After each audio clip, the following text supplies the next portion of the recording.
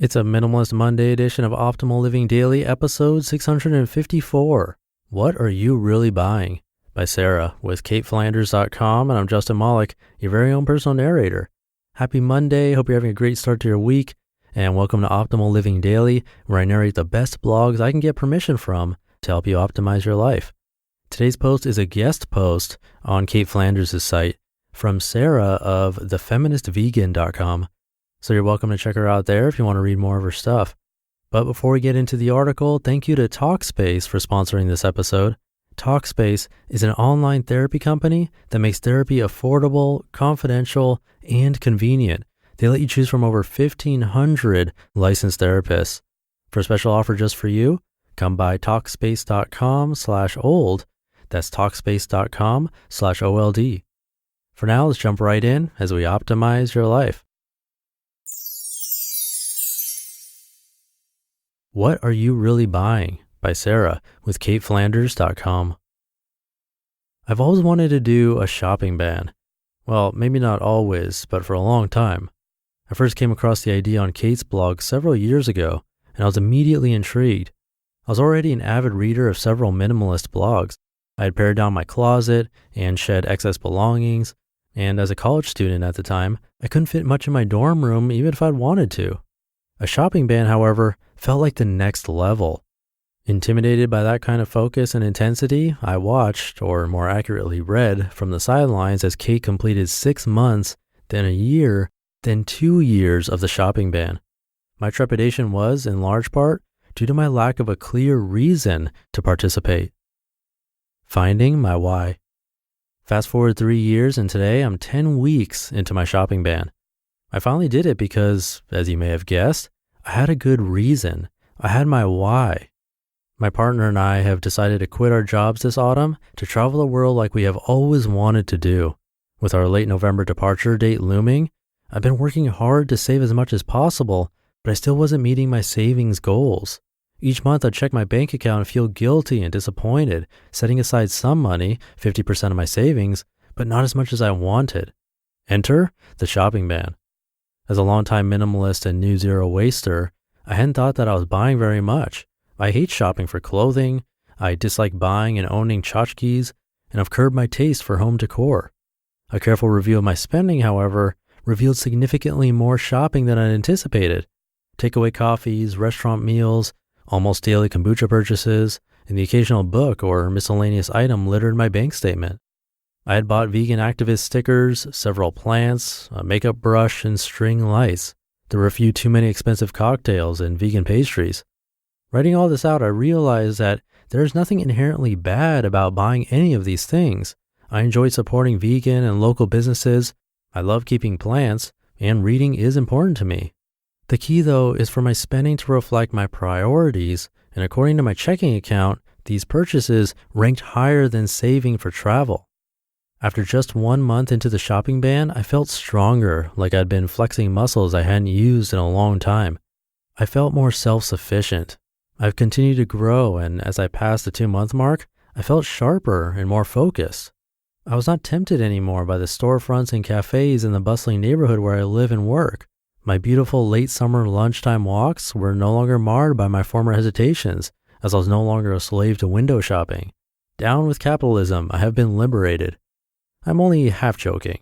There's an undeniable freedom in abstaining from consumption if you're someone who has the privilege and the luxury of consuming freely.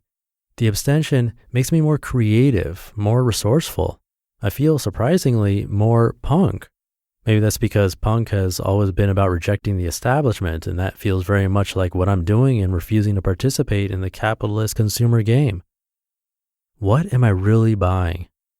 I felt like a punk rock star until recently, when I suddenly wanted to participate in that consumption cycle very, very badly.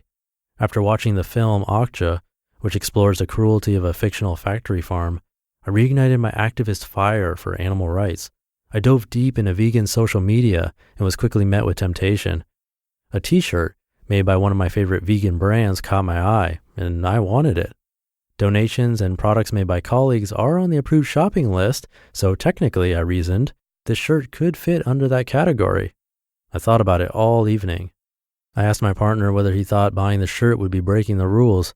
I even tweeted the question out in hopes that someone, Cait, would give me permission to buy it. She didn't, but she did send me a lovely response. I decided against it, only to change my mind earlier today. I even added the shirt to my cart, though I felt terribly guilty.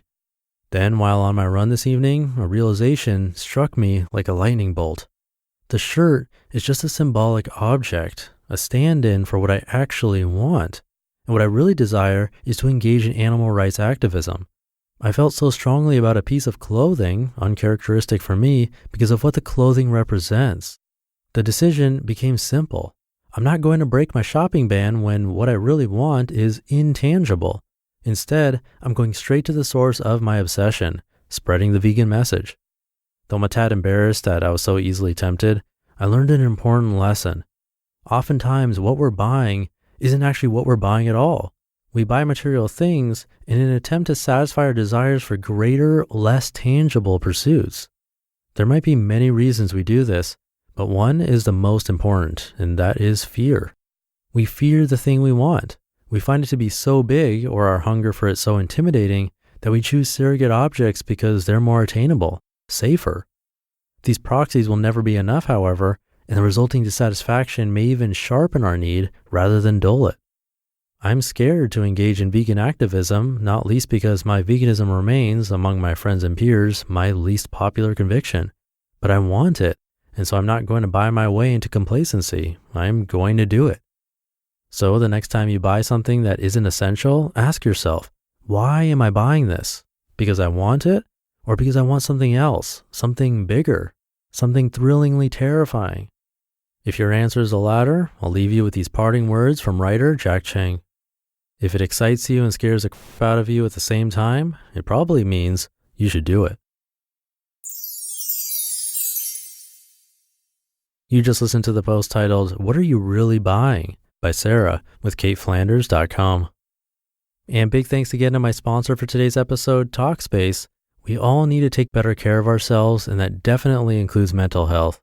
That's why today's sponsor, Talkspace, the online therapy company, makes it easy to connect with an experienced, licensed therapist. They have over 1,500 of them who you can pick based on your preferences and for a fraction of the price of traditional therapy. You can send your therapist text, audio, or video messages, or do a live video chat.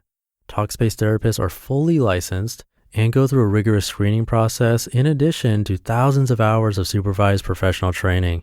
So to match with your perfect therapist, head on over to Talkspace.com/old. And as a special offer just for you, you can use the code OLD to get $30 off your first month, all while showing support for this podcast.